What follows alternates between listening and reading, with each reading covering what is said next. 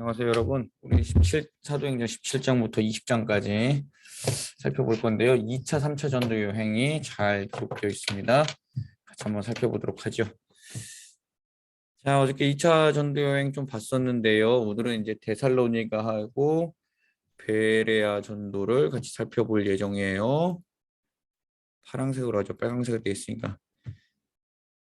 데살로니가, 베레아 이야기. 지금 2차 전도행을 여기서부터 시작을 했었죠. 예루살렘에서 와서 공회가 끝나고 두로와 시돈을 다녀서 수리아에 있는 안디옥에서 시작해서 바나바와 마가는 구브로 쪽으로 갔고, 예, 바울과 실라는 계속해서 이 터키 지방 내륙 지방으로 갔습니다. 길리기아를 지나서 루가오니아 지방의 더베와 루스드라 이고니온을 지나서 여기서 디모데를 만나죠. 예.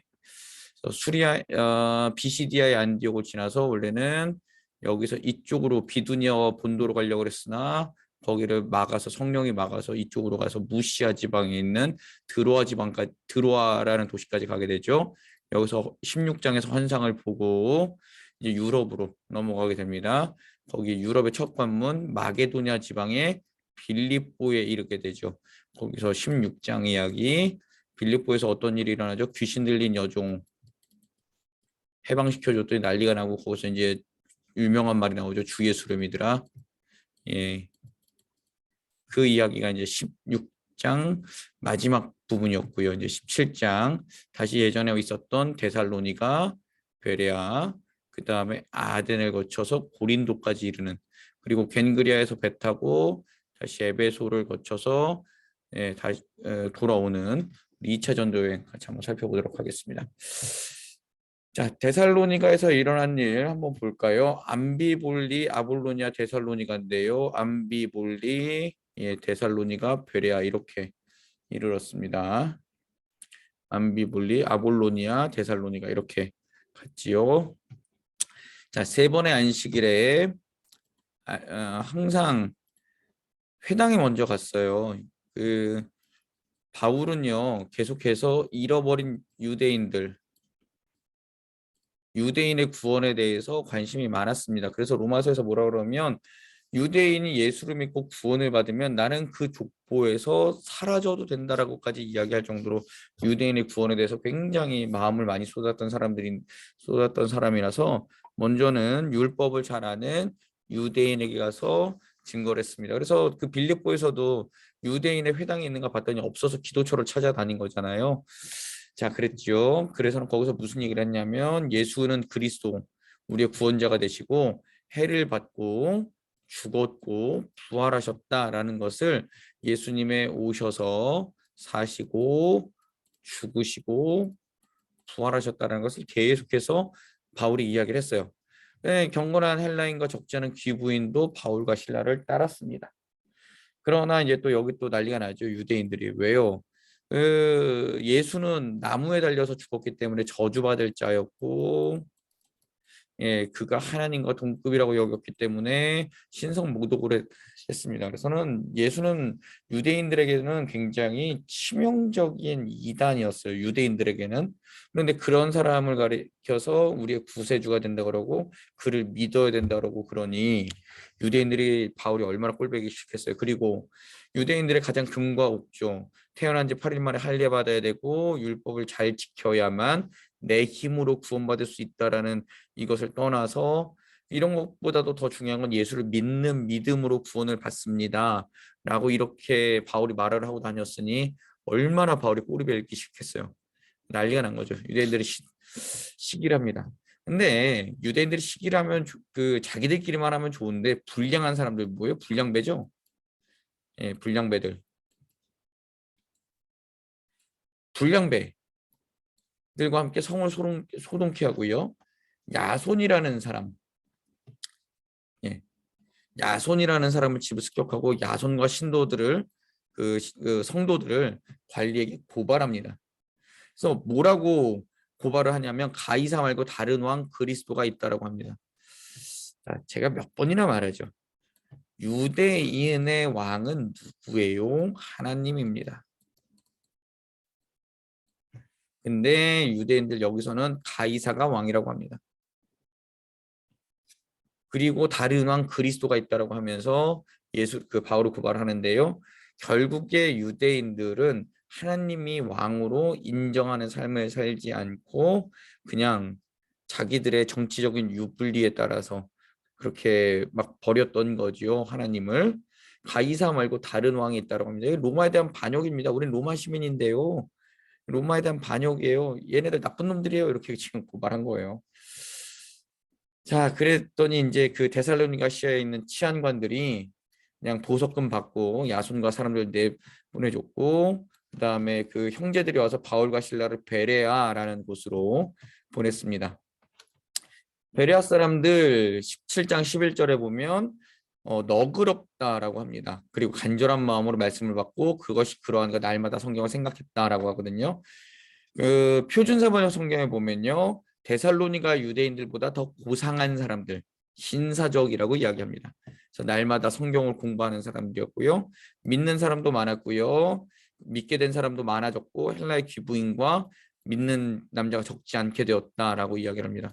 그랬더니 데살로니가에 있던 유대인들이 여기까지 쫓아옵니다. 참 독하죠. 예. 데살로니가는 여기고요. 베레아는 여기예요. 꽤 떨어졌죠. 이만큼 거리가 되는데 여기까지 쫓아와서 바울을 못 살게 굽니다. 그래서 형제들이 바울을 바닷가로 보내서 아테네로 보내고요. 실라와 디모데는 베레아에 그대로 남게 됩니다. 여기가 이제 나중에 보면 마게도냐라는 이름으로 나오거든요. 그거 한번 살펴볼게요. 여기 한번 지우고 다시 볼까요?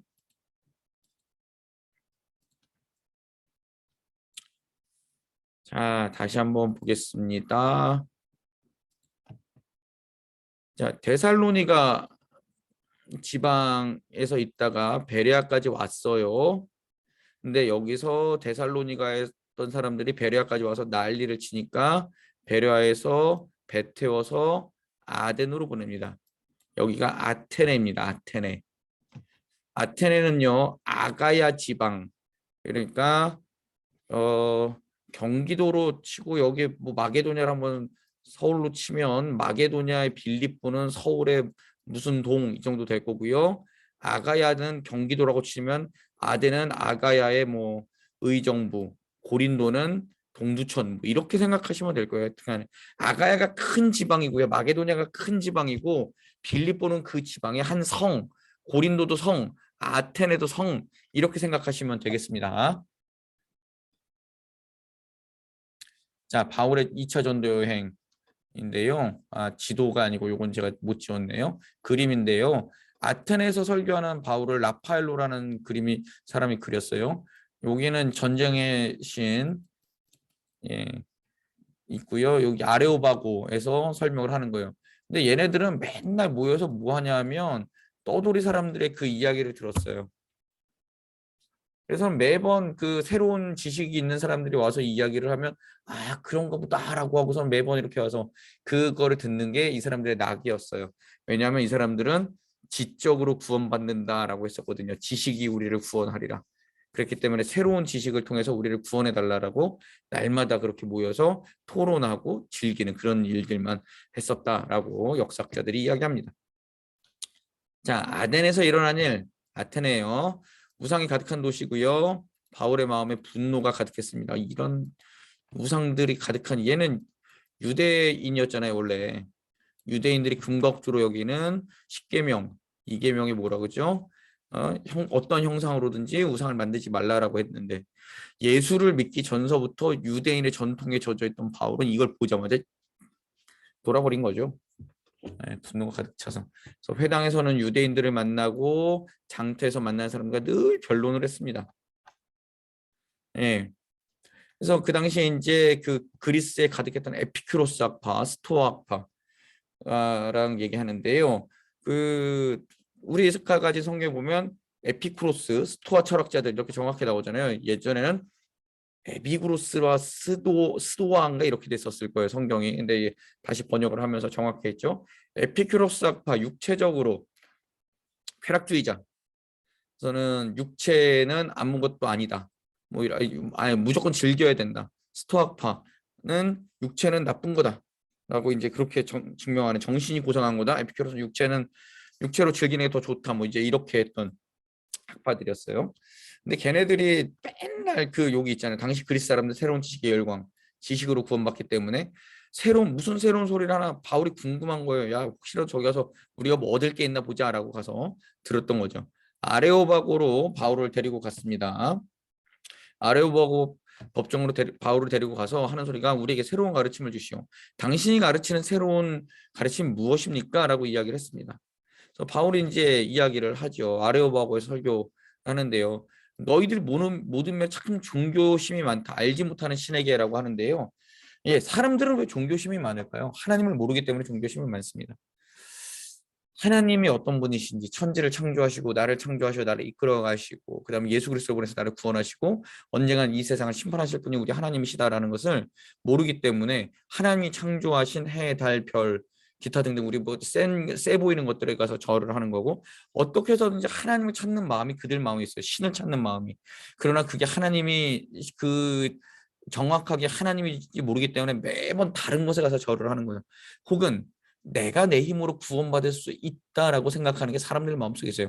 왜요? 하나님이 그 안에 파편들을 심어 놓으셨기 때문이죠. 근데 이게 참 중요하고 무서운 건 뭐냐 하면 하나님께서 왜 나를 택하셨을까? 내가 그들보다 뭐 잘생겼나? 혹은 뭐 돈이 많나? 똑똑하나? 아니에요. 이게 하나님의 선택은 전적인 하나님의 은혜예요. 그럼 저 사람은 나를 통해서 저 사람을 구원하라고 먼저 나를 불러주신 거예요. 우린 그것을 생각해야 돼요. 종교심이 많다라는 것은 그 사람들 안에도 하나님께서 하나님을 믿을 수 있게끔 뿌려놓으신 씨앗이 있다는 거예요. 그래서 우리는 만나는 사람마다 바울처럼 늘 예수를 증거해야 돼요. 그래서 우리를 먼저 불러주셨다는 것을 꼭 기억하셨으면 좋겠고요. 아덴 사람들뿐만 아니라 우리에게도 종교심이 되게 많죠. 우리도 뭐 알지 못하는 신에게 우리나라 사람들, 우리 민족들도 굉장히 많이 하잖아요. 제일 안타까운 건 저 북녘 땅에 있는 동포들이에요. 김일성, 김정일, 김정은 3대 세습을 하면서 그들을 신으로 믿고 알고 있죠.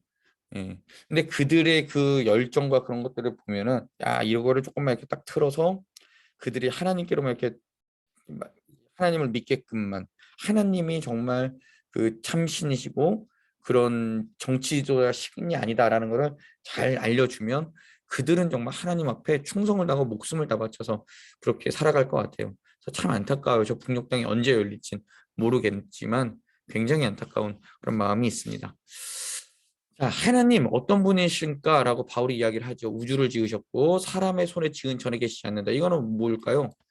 아테네 신전이 그렇게 많았기 때문에 그렇게 그 이야기를 하는 거죠. 거기 안 계셔 하나님은. 하나님은 그런 데 계시는 분이 아니야. 그리고 또 이건 누가 했을까요? 솔로몬이 이야기했었죠. 솔로몬이 성전 지었고 나서 하나님이 여기에 계시겠습니까? 사람의 손으로 지은 곳에 하나님은 담을 수 없는 분입니다. 우리가 그 잘합니다만 하나님을 위한 집을 우리가 짓습니다라고 솔로몬이 성전 봉헌식 때 이야기했었죠. 그리고 하나님께서는 사람의 손으로 섬김을 받을 만큼 부족하지 않죠. 왜요? 하나님 건데요, 다. 예.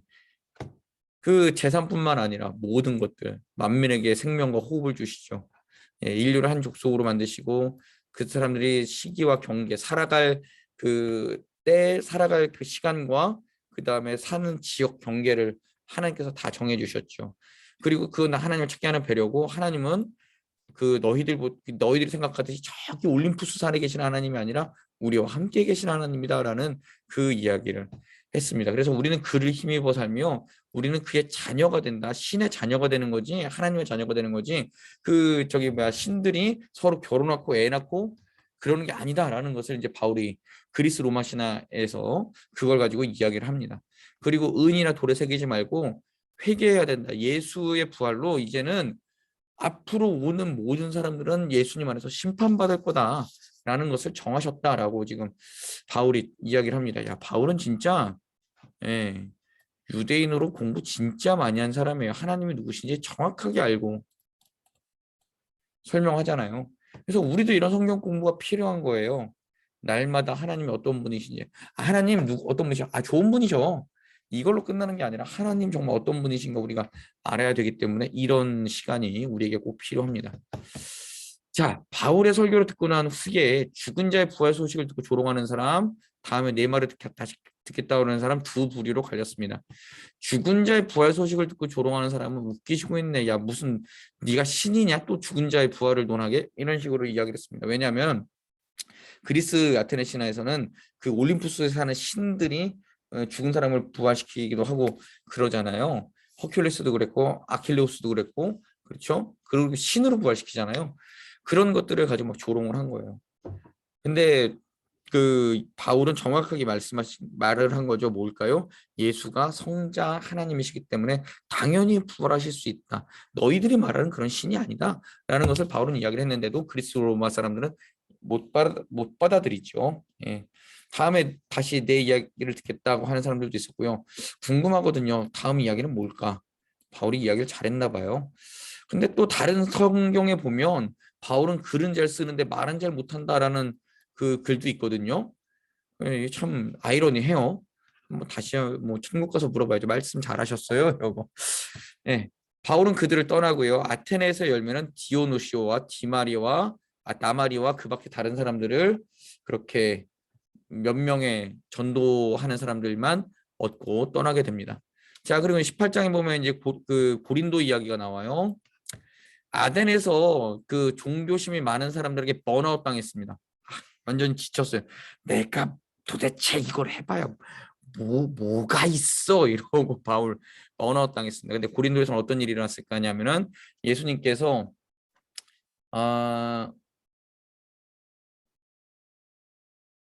18장 잠깐만요. 9절 18장 9절에 보면 예수께서 뭐라고 말씀하시냐면 두려워하지 말고 침묵하지 말고 말해라. 내가 너와 함께 있을 것이다. 그리고 어떤 사람도 너를 해롭게 하지 못할 것이고 이 성에 내 백성이 많기 때문이다라고 예수님께 격려하셔요. 바울은 무언가 두려워했어요. 그리고 침묵하고 있었어요. 말을 못하고 있었어요. 왜 그럴까요? 아테네에서 전도하다가 하도 쓴맛을 봐가지고 이게 도대체 난 어떻게 해야 되지? 이러면서 그냥 에이 난 내 생업이나 할래라고 텐트 메이커나 할래. 그러고 있었기 때문에 예수님께서 밤에 바울에게 나타나셔서 환상으로 나타나셔서 바울을 격려하셨다라고 많은 성경학자들이 이야기합니다. 자, 고린도에서 만난 동역자 아굴라와 브리스길라라고 하잖아요. 근데 이게 나중에는 브리스길라와 아굴라로 바뀝니다. 이게 되게 성경에서 큰 이유가 있다라고 말하는 성경학자들도 있어요. 성경에서는 항상 서열이 앞에 이렇게 나온다 그래요. 지금 부부로서 아굴라와 브리스길라는 나중에 브리스길라와 아굴라로 바뀐다는 거는 브리스길라가 교회에서 더 영향력이 있었다라는 것을 말해준다라고 이야기도 하거든요. 예, 일견 동의를 합니다. 자, 그들은 생업이 같다. 천만이 된다. 천막인데 죄송합니다. 천막을 만드는 직업이었고요. 바울은 안식일마다 회당에서 이제 유대인과 헬라인에게 예수님을 전했습니다. 그리고 이제 18장 5절에 보니까 신라와 마게도냐, 남아 있었던 도시 있잖아요. 베레아, 북쪽 그리스에서 바울에게로 내려왔습니다. 그때부터 바울이 5절에 보니까 하나님의 말씀에 붙잡혀 유대인들은 예수를 그리스도라고 밝히 증언을 하고요. 그때 유대인들이 비방을 했습니다. 바울을 야 웃기는 소리 하지 마라고 비방을 했어요. 그랬더니 바울이 그렇게 이야기를 하죠. 나는 너희들하고 이제 상관없이 난 유대인에게 갈 거야 라고 이야기를 했습니다. 자, 그리고 고린도에서 여러 전도의 열매가 나타나는데 특히 회당장 그리스도가 아니라 그리스보, 그 다음에 디도 유스도라는 사람이 새로운 신자가 됩니다. 자, 근데 유대인들이 갑자기 확 나타나요. 1년 6개월 동안 이제 그 하나님 말씀 가르쳤거든요. 고린도에서 18장 11절에 보면 1년 6개월을 머물며 그들 가운데 하나님의 말씀을 가르쳤다라고 합니다. 고린도에서 꽤 오래 있었죠. 아마 이때 로마서를 집필하지 않았겠는가 라고 많은 성경학자들이 이야기합니다. 왜냐하면 고린도에서 로마서를 집필하는 거는 그 거의 다 동일하게 이야기하거든요. 자, 바울을 대적하는 유대인들인데요. 갈리오라는 사람이 아가야 지방 고린도에 총독이 되었을 때 유대인들이 이제 고소를 합니다. 바울을 붙잡아서 법정으로 가면서 율법을 어기면서 하나님을 경외하라고 한다라고 그 유대인들이 고소를 합니다. 그때 갈리오가 뭐라고 그러냐면 유대인들의 풍습은 니들이 알아서 해라. 나는 니들의 종교에 관해서 니들의 민족의 풍습에 대해서 나는 별로 상관하고 싶지 않다. 18장 15절 문제가 언어와 명칭과 너희 법에 관한 것이면 너희 스스로 처리하라. 나는 이런 일에 재판장 되길 원하지 않는다라고 법정에서 쫓아냅니다. 그랬더니 모든 사람이 17절에 회당장 소스데네를 잡아서 때립니다. 그리스도보라는 회당장이 있었고 소스데네라는 회당장이 있었어요. 왜 때렸는지 모르겠어요. 회당을 빌려줘서 그런가요? 아니면 이 사람이 예수를 믿어서 그럴까요? 때렸어요. 그래서는 바울은 그 고린도에 며칠 더 있다가 형제들과 작별하고요. 겐그레아에서 그 머리를 깎았습니다. 나시린 서원인데요. 내가 주의 일을 하는 동안은 이 머리에 삭도를 대지 않겠습니다라고 하는 그런 그 당시에 전도자들의 서원이 있었대요. 그래서는 나는 이제 주의 일을 다 마쳤습니다라는 그 이야기를 머리 깎았다라고 하지요. 그러면서 이제 끝냈다라고 스스로 이제 그 2차 전도여행의 마지막을 이렇게 말을 합니다. 저는 이제 에베소에 도착하고 회당에서 열심히 또 이야기를 하고 여러 사람이 더 오래 있기를 바랬으나 나중에 다시 올게요라고 하고서는 에베소에서 떠나서 가이사랴로 가서 그다음에 안디옥으로 다시 갑니다. 자, 여기까지가 2차 전도 여행이 끝났고요. 18장에서 다시 3차 전도 여행이 또 시작이 됩니다. 18장 23절 보니까 얼마 있다가 갈라디아와 부르기아 땅을 차례로 다니면서 모든 제자를 굳건하게 했다라고 하는데 이게 3차 전도 여행의 시작입니다. 자, 3차 전도 여행 볼까요? 자, 다시 2차 전도 여행의 길로 갑니다.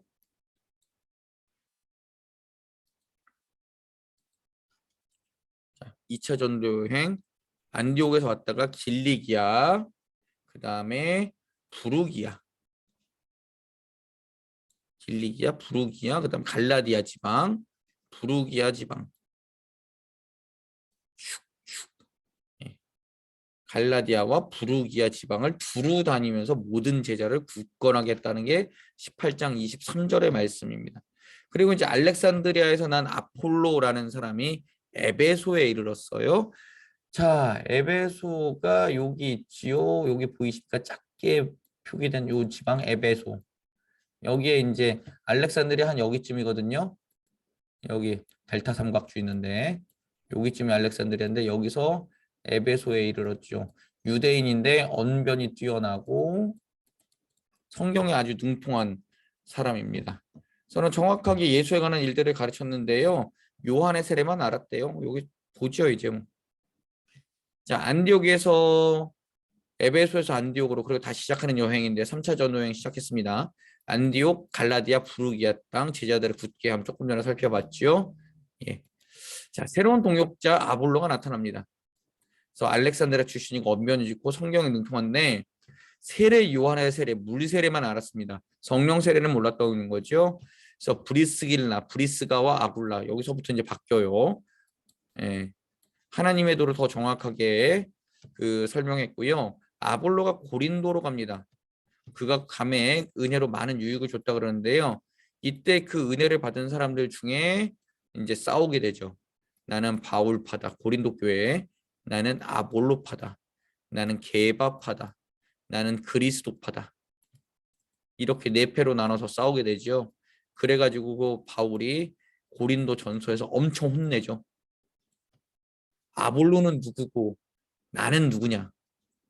예, 그러면서 그 이야기를 하죠. 나는 씨앗을 심었고 아볼로는 물을 줬고 자라게 하시는 하나님이시다.